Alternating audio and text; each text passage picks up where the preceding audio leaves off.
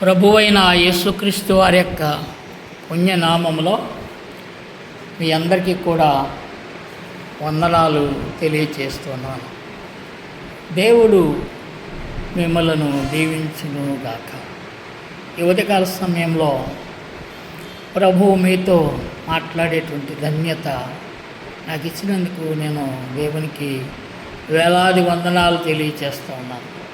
ప్రియమైన వారలారా, ఈ ఉదయకాల సమయంలో శ్రేష్టమైనటువంటి దైవ వాక్యాన్ని మనము జాగ్రత్తగా జ్ఞాపకం చేసుకుందాము.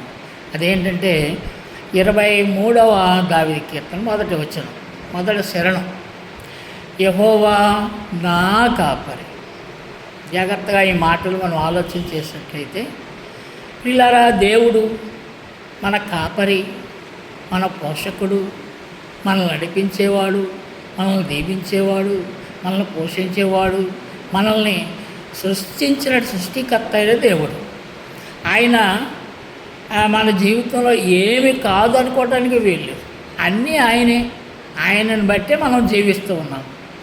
కాబట్టి ఈ యొక్క అధ్యాయంలో మరి దైవజనుడు ఇలాగున తన దేవుని జ్ఞాపకం చేసుకుంటాడు. నా కాపరి అనగా, నా కాపరి అనగా మై షెపర్డ్ అనగా సంపూర్ణమైన నమ్మకం, విశ్వాసం. మరి విశ్వాస జీవితంలో తన దేవుని పట్ల తనకు ఉన్నటువంటి నమ్మకాన్ని వెల్లడి చేస్తున్నట్లుగా మనం చూస్తూ ఉన్నాం. ప్రియులారా, ఇలాంటి నమ్మకం మనం కలిగి ఉన్నప్పుడే దేవుడు తన నిత్య కృపలో మనల్ని అందరినీ కూడా, ప్రతి ఒక్కరిని కూడా, నమ్మిన వారందరినీ కూడా ఆయన కాచి కాపాడి బలపరుస్తూ ఉంటారు. ప్రియమైన వారలారా, యెహోవా అందరి కాపరి అనటం వేరు, నా కాపరి అని అనటంలో ఉన్నటువంటి ప్రత్యేకత మనం గుర్తించాలి. ప్రియమైన దేవుని బిడ్డలారా, గమనించండి. ఈ ప్రత్యేకమైన సమయంలో మరి చెప్పాలంటే యేసుక్రీస్తు ప్రభువారు చెప్పిన మాటలు బట్టి, నేను గొర్రెలకు మంచి కాపరిని, ఐ యామ్ గుడ్ షెపర్డ్, నేను మంచి కాపరిని, నేను మంచి సమరయుడను. గమనించండి ఈ మాటలు పరిశుద్ధ గ్రంథంలో.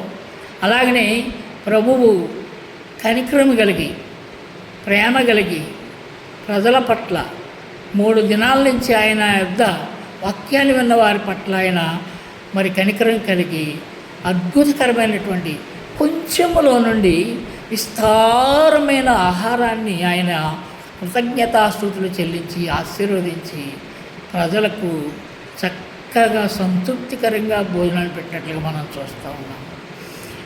నిజంగా చెప్పాలంటే విస్తారమైనటువంటి మిగిలినట్లుగా, ఆహారం మిగిలినట్లుగా మనం చూస్తున్నాం. అనేక గంపలు మిగిలినట్లుగా మనం చూస్తూ ఉన్నాం.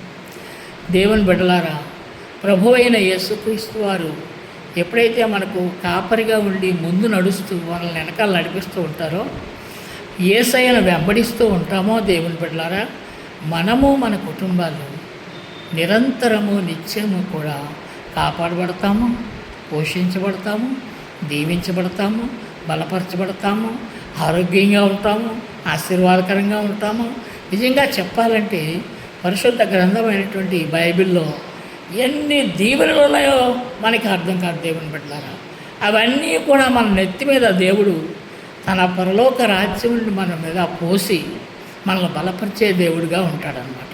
కాబట్టి ఒక్కసారి ఆ దేవుడు, అందరి దేవుడు, ప్రభువు, అందరి ప్రభువు, కాపరి, అందరి ప్రభువు అని చెప్పేదానికంటే యేసయ్య నా మంచి కాపరి అని చెప్పటంలో ఉన్నటువంటి నమ్మకం, విశ్వాసం చాలా గొప్పది దేవుని పెట్టారు. కాబట్టి యేసు ప్రభువారు నా దేవుడు, మా దేవుడు, మన దేవుడు, మనందరి దేవుడు, ఈ సర్వలోకానికే దేవుడు అని మనము ఒక్కసారి యేసయ్య నామాన్ని ఇతరులకు, మనం అన్యజనులకు మరి పరిచయం చేయగలిగితే ఆ కిరీటం, ఆ రత్నాలు దేవుడు మనకు సమృద్ధిగా ఇస్తాడు. కాబట్టి ఈ ఉదయకాల సమయంలో ప్రభువు మీతో మాట్లాడే ధన్యత మరి నాకు అనుగ్రహించినందుకు దేవునికి వేలాది వందనాలు తెలియజేస్తున్నాను.